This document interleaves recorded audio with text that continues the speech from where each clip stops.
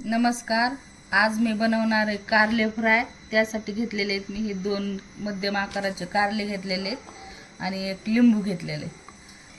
आता हे कारल्याचे असे बारीक बारीक चकत्या करून घ्यायच्या, अशा एकदम बारीक अशा पातळ चकत्या करून घ्यायच्या. आता हे आपण कट करून घेतलेले आहेत, असे गोलगोल चकत्या करून घेतलेल्या आहेत अशा. त्याच्यामध्ये मी टाकणार आहे 1 चमचा मीठ आणि अर्ध लिंबू पिळायचं वरून.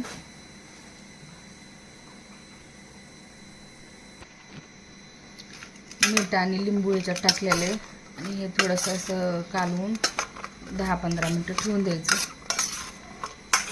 हे 15 मिनटं मी मीठ लावून ठेवलेले होते चकत्या. आता मी ह्याला घेणार आहे पिळून. याच्यात थोडंसं पाणी काढून घेणार आहे.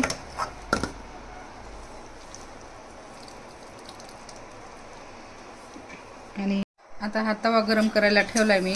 त्याच्यामध्ये हे चकत्या अशा पसरवून घेणार आहे.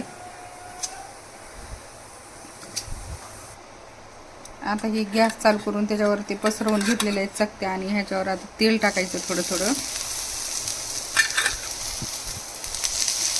आणि खरपूस होईपर्यंत असं तळून घ्यायचं.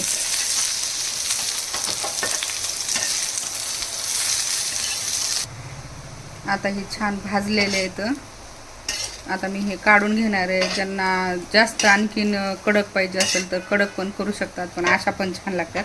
मीठ टाकायची गरज नाही, कारण आपण ते चिरल्यानंतर अगोदरच मीठ आणि लिंबू टाकलेलं होतं, त्याच्यामुळे नंतर मीठ टाकायची गरज नाही. आता हे कारले फ्राय तयार झालेले आहेत. तुम्हाला आवडले असेल तर नक्की ट्राय करून बघा आणि व्हिडिओला लाईक करा आणि चॅनलला सबस्क्राईब करा. थँक्यू.